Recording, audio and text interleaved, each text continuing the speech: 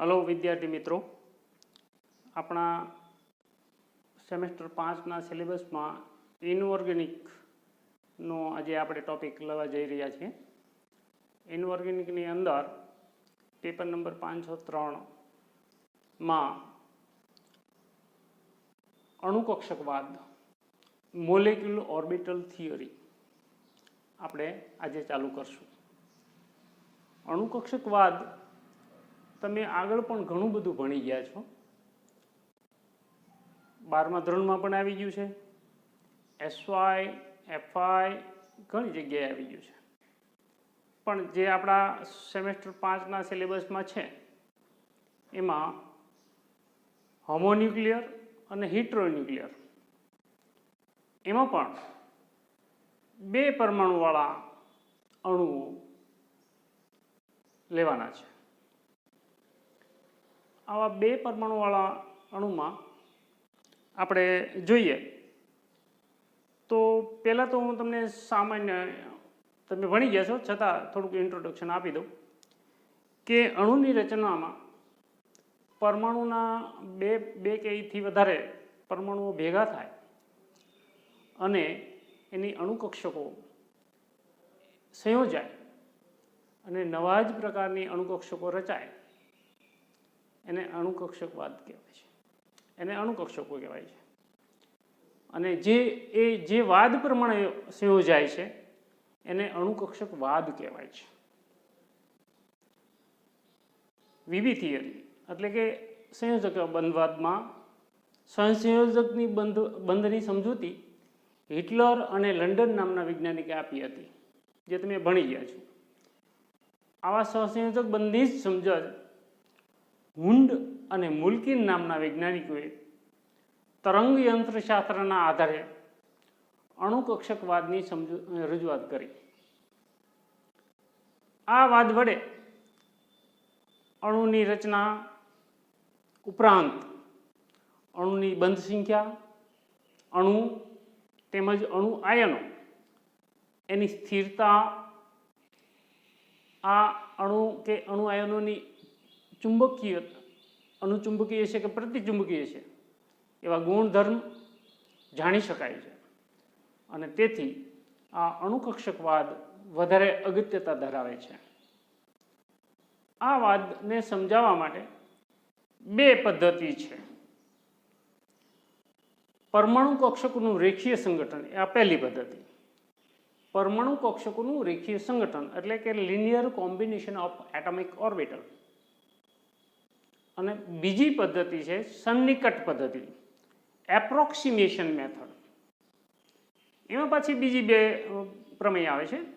એમાં ચલ પ્રમેય એટલે કે વેરિએશન મેથડ અને ખલેલ પદ્ધતિ, પર્ચર્બેશન મેથડ, આવી પણ બે પદ્ધતિઓ બીજી આવે છે. એમાં આપણા સિલેબસની અંદર પરમાણુ કક્ષકોનું રેખીય સંગઠન એટલે કે linear combination of atomic orbital આ પદ્ધતિ છે. એમાં જોઈએ તો એ રેખીય સંગઠનમાં અણુકક્ષકવાદ પ્રમાણે સંયોજતા ઇલેક્ટ્રોન બનતા અણુકક્ષકમાં અફબાઉના સિદ્ધાંત પ્રમાણે ગોઠવાય છે. આથી ઇલેક્ટ્રોન પરમાણુના નહીં પરંતુ અણુના ગણાય છે. ઇલેક્ટ્રોન જ્યારે કક્ષકમાં દાખલ થાય ત્યારે એનો સ્વભાવ કેવો હોય છે? ઇલેક્ટ્રોન ઓછામાં ઓછી શક્તિવાળી અણુકક્ષકમાં પ્રથમ દાખલ થવાનું પસંદ કરે છે. માં મુલ્કીને આપેલો અણુકક્ષકનો ક્રમ આપણે જોઈએ તો એ આવો છે. મુલ્કિન નામનો જે વૈજ્ઞાનિક છે અણુકક્ષકવાદ સમજાવ્યો એ, તો એ sigma 1s,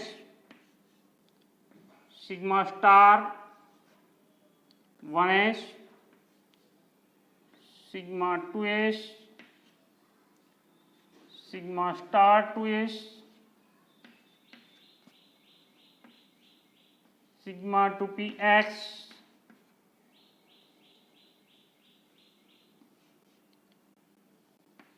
pi to py is equal to pi to pz pi star to py is equal to pi star to pz અને સિગ્મા સ્ટાર ટુ px આ એનો ક્રમ છે.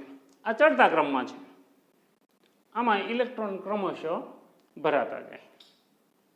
જેમાં જે સ્ટાર છે એસ્ટરિક છે, આ એસ્ટરિક છે એ પ્રતિબંધકારક અણુકક્ષકો છે, જ્યારે એ બાકીના છે એ બંધકારક અણુકક્ષકો છે. હવે દરેક અણુકક્ષકમાં બે વિરુદ્ધ સ્પિનવાળા ઇલેક્ટ્રોન રહી શકે, તેથી પૌલીનો નિષેધ નિયમ પણ લાગુ પડે છે. તેમજ આ બે અણુકક્ષક સમાન, જો બે અણુકક્ષકો સમાન શક્તિવાળા હોય તો ત્યારે એનો હુન્ડનો મહત્તમ ભ્રમણનો નિયમ પણ લાગુ પડે છે. મહત્તમ ભ્રમણનો નિયમ એટલે ઇલેક્ટ્રોન સમાંતર સ્પિન ધરાવે પરંતુ તે યુગ્મીકરણને ટાળે છે. આમ બે અણુકક્ષકો, બંધકારક અણુકક્ષક અને પ્રતિબંધકારક અણુકક્ષક, એ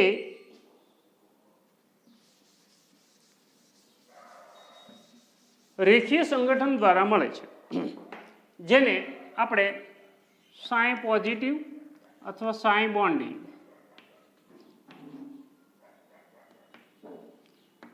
જેને બંધકારક અણુકક્ષક કહેવાય છે, અને સાઈ નેગેટિવ અથવા સાઈ એન્ટી બોન્ડિંગ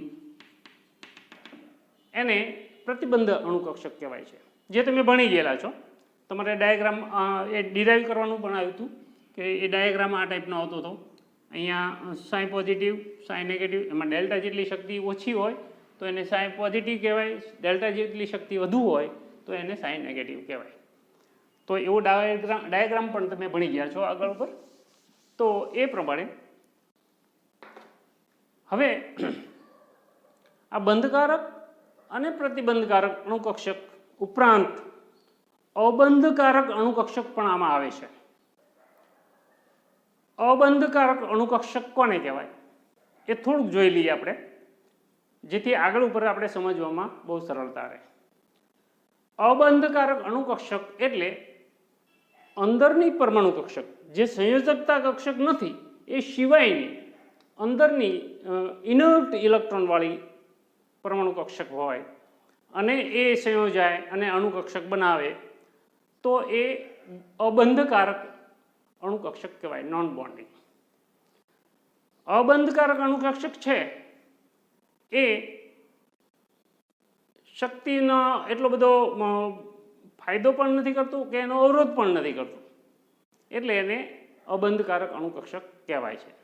એટલે એની ગણતરી બંધ સંખ્યામાં કે બંધ ક્રમાંકમાં ન લઈએ તો પણ ચાલે. હવે આપણા સિલેબસ પ્રમાણે આગળ આપણે એ ફોર એક્ઝામ્પલ હું તમને કહું, નાઇટ્રોજનમાં, બોરોનમાં, ઓક્સિજનમાં, એમાં આપણે કે વડા દર્શાવીએ છીએ, જેને આપણે અબંધકારક અણુકક્ષકો કહીએ છીએ. જેમાં બંધ બનાવવામાં એ ઇલેક્ટ્રોન જેટલો ભાગ લે છે અને શક્તિનો જેટલો ફાળો આપે છે એટલો જ એ પ્રતિકાર કરે છે અને અબંધકારક અણુકક્ષક બને છે. આ પહેલો શેલ છે એટલે આપણે એને એ કે વડે દર્શાવીએ છીએ. એ પણ તમે ભણી ગયા છો. આમ વર્તુળમાં ઇલેક્ટ્રોનના શેલ 1s વાળું હોય તો એને કે વડે દર્શાવીએ છીએ, 2s 2p વાળાને આપણે કે l વડે દર્શાવીએ છીએ, 3s 3p 3d ને m વડે દર્શાવીએ છીએ. આમ જુદા જુદા શેલ હોય છે. એટલે આ પહેલો શેલ છે એને આપણે કે વડે દર્શાવીએ છીએ. એટલા માટે આપણે ઇનર્ટ ઇલેક્ટ્રોન પ્રમાણે એને કે વડે દર્શાવશું. આપણા સિલેબસની અંદર 3 હોમોન્યુક્લિયર, બોરોન, નાઇટ્રોજન અને ઓક્સિજન, આ 3 હોમોન્યુક્લિયર છે અને એના અણુ આયનો, અને 2 હિટ્રોન્યુક્લિયર, NO અને CO, આ બે હિટ્રોન્યુક્લિયર છે, એના આપણા સિલેબસમાં છે. તો એ પ્રમાણે આપણે બોરોનનું ઉદાહરણ લઈએ. બોરોન અણુની રચનામાં જુઓ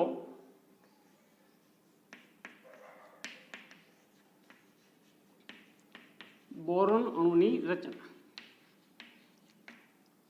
તો કોઈ પણ અણુની રચના કરીએ તો પહેલા એના પરમાણુ કક્ષકનો ઇલેક્ટ્રોન વિન્યાસ એટલે કે ઇલેક્ટ્રોન કોન્ફિગ્યુરેશન લખવું પડે. તો બોરોનનો પરમાણુ ક્રમાંક કેટલો છે? 5. Z = 5. 1s2 2s2 2p1. આમ 5 ઇલેક્ટ્રોન રહેલા છે. એમાં આ 1s છે એ ઇનર્ટ ઇલેક્ટ્રોન છે, એટલે આપણે એને કે વડે દર્શાવી શકાય. સંયોજકતા ઇલેક્ટ્રોન કોણ છે? 2s અને 2p. આ સંયોજકતા ઇલેક્ટ્રોન છે.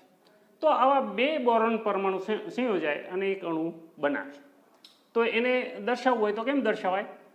B 1s2 2s2 2p1 plus B 1s2 2s2 2p1 is equal two B2. અહીંયા અણુ કક્ષકો લખવાની છે. તો આ પહેલા સેલની જે બનાવી છે એને આપણે કે વડે દર્શાવીએ છીએ, ઇનર્ટ સેલ જે અબંધકારક અણુ કક્ષકો છે. પછી સીધું 2s થી આવશે, 2 sigma 2s 2 sigma 2p sigma star 2s2 pi 2py is equal to pi 2pz. આ બંનેમાં એક ઇલેક્ટ્રોન આવશે. હવે 4 અને 5 6, આ 3 અને આ 3 એટલે 6 થઈ ગયા. આ બે છે એ ઇનર્ટ ઇલેક્ટ્રોન. આ રીતે અણુ કક્ષકોમાં ઇલેક્ટ્રોન ભરાશે. હવે તમને એમ થશે કે મુલ્કીને જે મેં પેલો ક્રમ આપ્યો હતો એમાં pi 2py is equal to pi 2pz, એની પહેલાં તો આપણે સિગ્મા 2px લખેલું છે. તો આવું કેમ થયું? તો અહીંયા આગળ અણુનો પરમાણુ ક્રમાંક ઓછો છે, પરિણામે એ જ્યારે બંને પરમાણુઓ નજીક આવે અને સંયોજાય ત્યારે એની 2px કક્ષકો વચ્ચે અપાકર્ષણ થાય છે. અપાકર્ષણ થવાને કારણે આની શક્તિ ઘટે છે. સિગ્મા 2px ની શક્તિ વધે છે, દૂર ભાગે છે, અને pi 2py is equal to pi 2pz ની શક્તિ ઘટે છે. પરિણામે ઓછી શક્તિ ધરાવતા અણુ કક્ષકોમાં ઇલેક્ટ્રોન દાખલ થવાનું પ્રથમ પસંદ કરે છે, માટે ત્યાં આગળ એનું ઇલેક્ટ્રોન અહીંયા આગળ ભરાય છે. એ આગળ ઉપર જઈએ. આ રીતે મળે છે. તો આ અણુ કક્ષક પ્રમાણે એનો જો ડાયાગ્રામ દોરીએ તો એનો ડાયાગ્રામ જોયો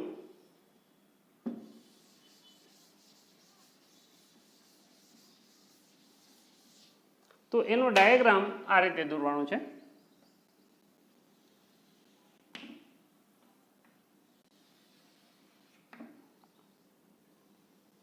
આ બાજુ છે પરમાણુ કક્ષકો,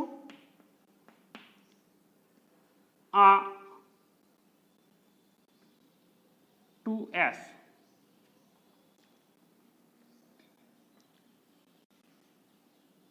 કારણ કે 1s ના છે આપણે ઇનર્ટ ઇલેક્ટ્રોનમાં છે એટલે એને આપણે દર્શાવતા નથી. અહીંયા પણ 2s પરમાણુ કક્ષકો, અહીંયા અણુ કક્ષકો વચ્ચે આવશે.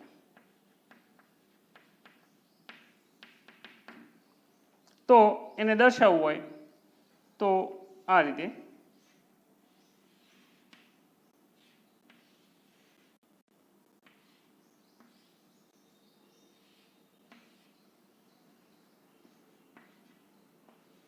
વિરુદ્ધ સ્પિનમાં ગોઠવવાના. અહીંયા સિગ્મા 2s અને અહીંયા સિગ્મા સ્ટાર 2s. ત્યાર પછી આવશે 3p કક્ષકો.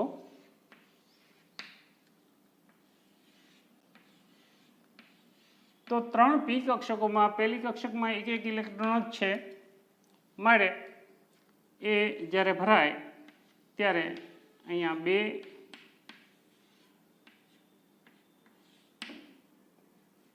બંનેમાં એક ઇલેક્ટ્રોન ભરાવશે, કારણ કે ફરી પાછું એ મેં તમને કીધું એમ હુન્ડના નિયમ પ્રમાણે સમાંતર સ્પિન ધરાવે પરંતુ બે યુગ્મીકરણને ટાળે, એટલે બંનેમાં એક એક ઇલેક્ટ્રોન આવશે.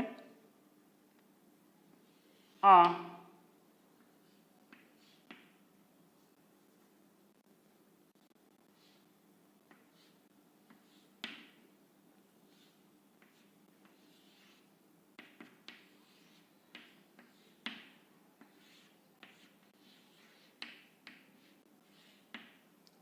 pi to py is equal to pi to pz. અહીંયા sigma to px, અહીંયા pi star to py is equal to pi star to pz એ ખાલી છે, અને sigma star to px એ પણ ખાલી છે, આ પણ ખાલી છે. તો આ એનો બોરોનનો ડાયાગ્રામ થયો B2 અણુનો અણુકક્ષક સિતાર. તો આ એનો ડાયાગ્રામ થયો. હવે આ ડાયાગ્રામ ઉપરથી જુઓ તમે તો આપણે મેં તમને કીધું એમ કે એ ઇનર્ટ ઇલેક્ટ્રોન છે એને કે વડે દર્શાવ્યા. સિગ્મા 2s આવી ગયું, sigma 2s, sigma star 2s, pi two P Y is equal to pi two P Z 1 1, sigma two P X જે ખાલી છે, pi star two P Y is equal to pi star two P Z જે પણ ખાલી છે, sigma star two P X. આ અણુકક્ષકો આ રીતે છે. હવે તમે જુઓ અણુકક્ષકની અંદર બંધ ક્રમાંક ગણવો હોય તો આની ઉપરથી ગણી શકાય. બંધ ક્રમાંક બરાબર number of bonding electron minus number of anti bonding electron. Number of bonding electron કેટલા છે? 2 3 4. Number of anti bonding electron કેટલા છે? આ પ્રતિબંધકારક અણુકક્ષકો આ 2, એટલે બંધ ક્રમાંક 2. અને બંધ સંખ્યા બરાબર બંધ ક્રમાંક ભાગ્યા 2.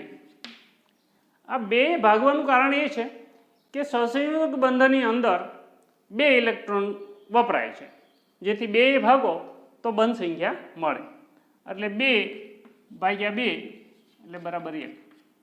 આમ બોરોન અણુ એક સહસંયોજક બંધ વડે જોડાયેલો છે. આમ બોરોન અણુ એક સહસંયોજક બંધ વડે જોડાયેલો છે. હવે આ ડાયાગ્રામને તમે સમજાવો તો તમે જુઓ પરમાણુ કક્ષકની 2s અને બીજા બોરોનની પરમાણુ કક્ષકની 2s એ બંનેના 2 ઇલેક્ટ્રોન ભરાય અને સિગ્મા 2s અને સિગ્મા સ્ટાર 2s માં એમાં સિગ્મા 2s અણુ બંધકારક અણુકક્ષકમાં 2 અને સિગ્મા સ્ટાર 2s પ્રતિબંધકારક અણુકક્ષકમાં 2 ઇલેક્ટ્રોન ભરાય છે.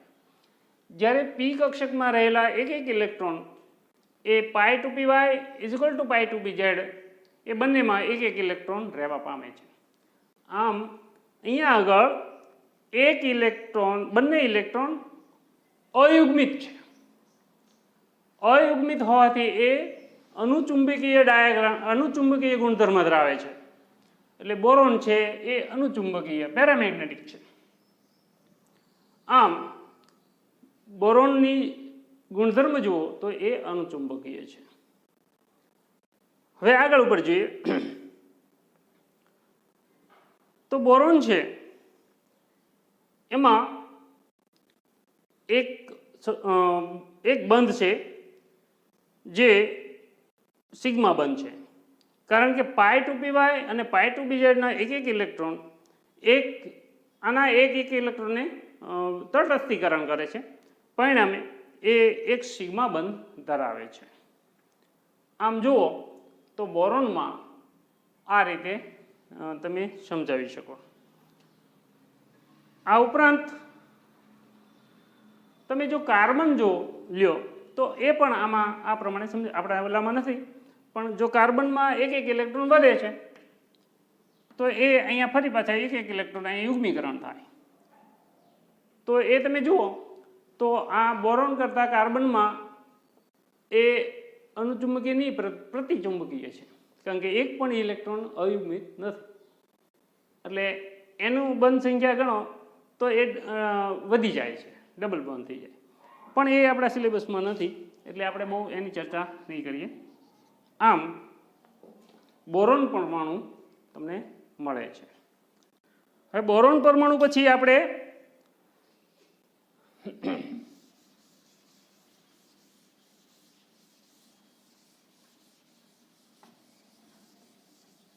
નાઇટ્રોજન પરમાણુ માટે જઈએ. નાઇટ્રોજન અણુ માટે તો નાઇટ્રોજન અણુમાં તમે જુઓ તો એમાં પણ નાઇટ્રોજનનો પરમાણુ ક્રમાંક 7 છે.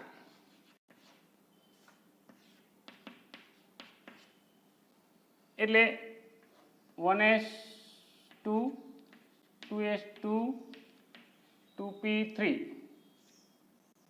7 થઈ ગયા 7 ઇલેક્ટ્રોન. તો આવા બે પરમાણુ મળીને એક નાઇટ્રોજન પરમાણુ બને છે.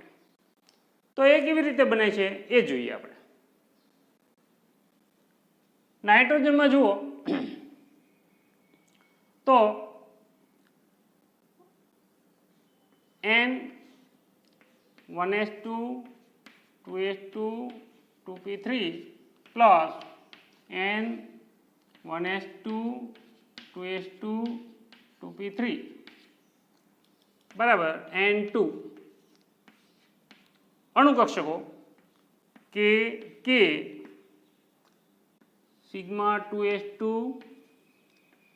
Sigma star 2s2. આ સિગ્મા સ્ટારને એસ્ટરિક કહેવાય પણ આપણે એને સ્ટાર બોલવામાં વધારે સારું પડે છે એટલે આપણે સ્ટાર કહીએ. pi 2py is equal to pi 2pz. આ બંનેમાં બે ઇલેક્ટ્રોન. એટલે તમે જુઓ આના 7 ને 7 14 ઇલેક્ટ્રોન પૈકી 10 ઇલેક્ટ્રોન છે એ સંયોજકતા ઇલેક્ટ્રોન છે અને આ 14 ઇલેક્ટ્રોનમાંથી આ 4 ઇલેક્ટ્રોન છે એ ઇનર્ટ ઇલેક્ટ્રોન એટલે જે કે માં દર્શાવે છે અને બાકીના 10 ઇલેક્ટ્રોન આ રીતે મળે છે. અને pi 2py is equal to pi 2pz. અરે સોરી સિગ્મા 2px એ પણ બી. તો તમે જુઓ 10 ઇલેક્ટ્રોન થઈ ગયા 2 2 4 2 6 2 8 ને 10. તો આમ સંયોજકતા કક્ષકોના 10 ઇલેક્ટ્રોન આ અણુ કક્ષકોમાં આ રીતે ભરાય છે, જ્યાં આ કે છે એ અબંધકારક એટલે કે એને ઇનર્ટ ઇલેક્ટ્રોન કહેવાય છે, જેને અબંધકારક અણુ કક્ષકો કહેવાય છે. અબંધકારક અણુ કક્ષકોમાં એને આપણે ગણતરીમાં લેતા નથી. એટલે આનો ડાયાગ્રામ દોરવો હોય તો આ રીતે થશે.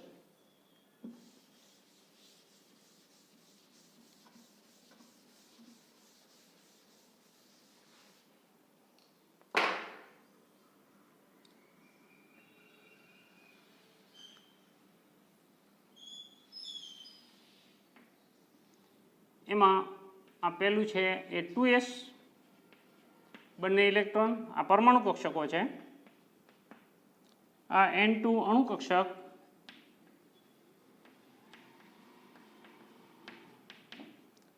આ પરમાણુ કક્ષક પેરેલલ અહીંયા પેરેલલ જ દોરવાની છે.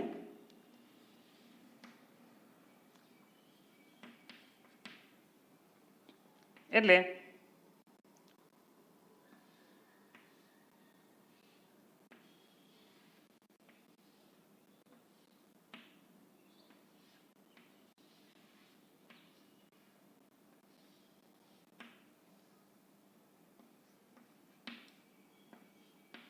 ફરી પાછો એ જ ક્રમ છે. Sigma 2s sigma star 2s પી કક્ષકમાં 3 પરમાણુ કક્ષકો,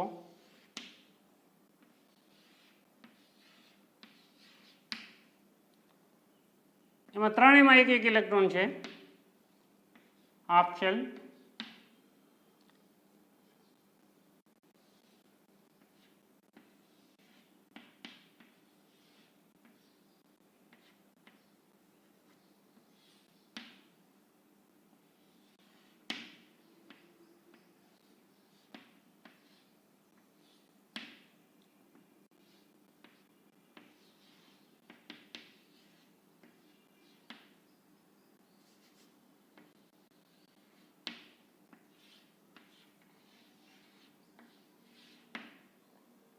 તો અહીંયા આ ત્રણ ઇલેક્ટ્રોન એટલે 6 ઇલેક્ટ્રોન અહીંયા આગળ આ રીતે સમાય છે. 6 ઇલેક્ટ્રોન આ રીતે સમાય છે. તો 6 ઇલેક્ટ્રોનમાં તમે જુઓ બંધ ક્રમાંક ફરી પાછો ગણો તો બંધ ક્રમાંક, number of bonding electron NB minus number of anti bonding electron NA બરાબર નંબર ઓફ બોન્ડિંગ ઇલેક્ટ્રોન 2, 2, 4, 2, 6 અને 2, 8 અને number of anti bonding electron 2 એટલે 6. બંધ ક્રમાંક પછી બંધ સંખ્યા બરાબર બંધ ક્રમાંક NB minus NA divide by 2. આ બે ભાગવાનું કારણ એ છે કે આગળ મેં કીધું એ પ્રમાણે કે સહસંયોજક બંધમાં 2 ઇલેક્ટ્રોન વપરાય છે માટે 2 ભાગીએ છે એટલે 6/2 બરાબર 3. એટલે nitrogen N triple bond N દ્વારા જોડાય છે. હવે એક તમને બીજું કહી દઉં, ઘણી બુકની અંદર બંધ ક્રમાંક અને બંધ સંખ્યા જુદું નથી બતાવેલું.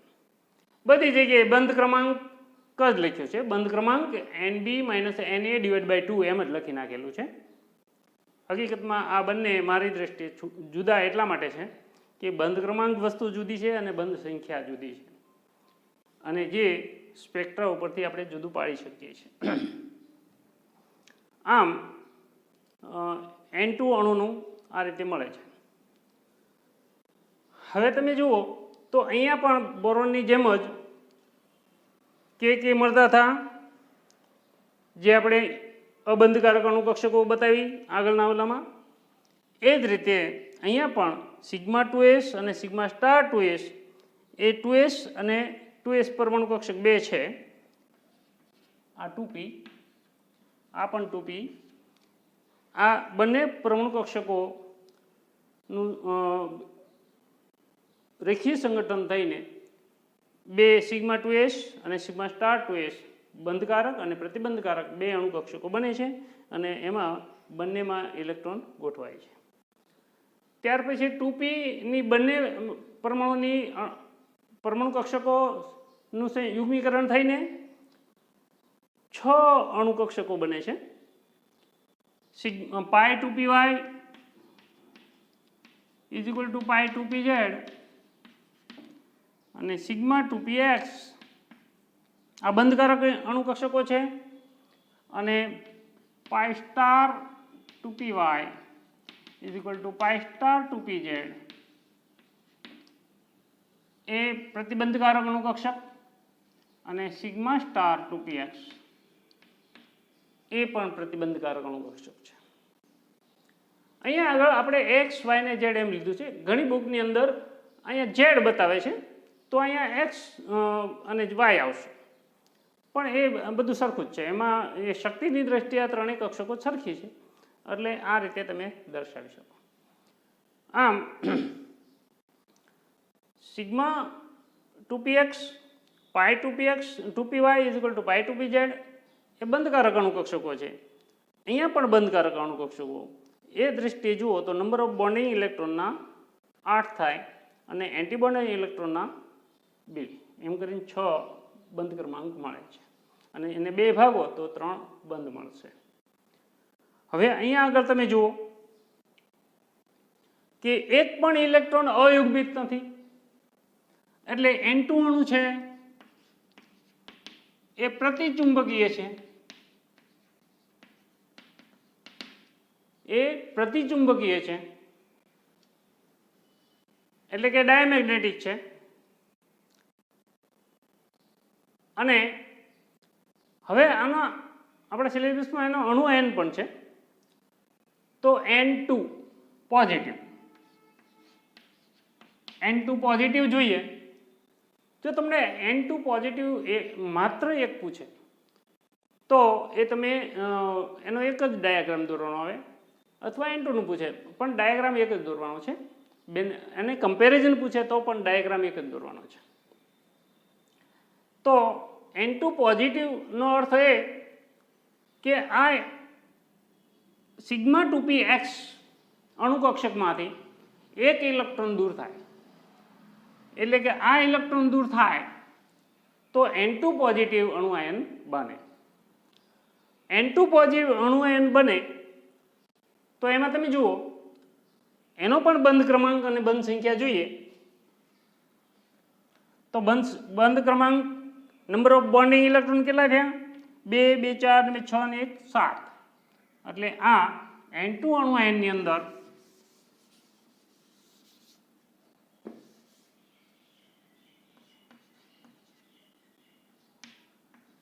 અણુ આયન N2 અણુ આયનની અંદર 7 બંધ ક્રમાંક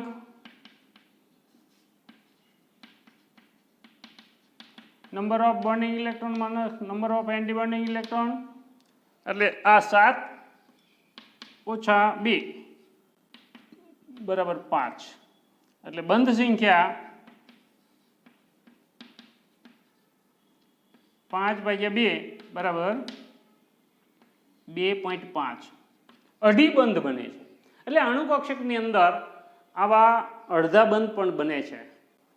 એટલે બંધ સંખ્યાની દ્રષ્ટિએ જુઓ તો નાઇટ્રોજનમાં બંધ સંખ્યા કેટલી હતી? 3 હતી. અને નાઇટ્રોજન અણુ આયનમાં બંધ સંખ્યા 2.5 છે. એટલે કે બંધ સંખ્યા ઘટે. હવે તમે જુઓ N2 અણુ છે એમાં ટ્રિપલ બોન્ડ છે, એટલે 3 બંધ હોવાથી એની બંધ લંબાઈ ઘટે છે, બંધ શક્તિ વધે છે, પરિણામે એ અણુ છે એ થોડો કમ્પેરેટિવ નાનો દેખાય છે. જ્યારે N2 અણુ આયનની અંદર બંધ સંખ્યા આના કમ્પેરમાં ઓછી છે, એટલે બંધ સંખ્યા ઓછી હોય તો બંધ લંબાઈ વધે, બંધ શક્તિ ઘટે. આ બંધ શક્તિ અને એનું ઉદાહરણ તમને આપું. એક લાકડી હોય એને ભાંગી શકીએ આપણે, પણ જો 2 લાકડી હોય તો એ બંને સ્ટીકને આપણે ભાંગતા થોડુંક મજબૂતાઈ વધે.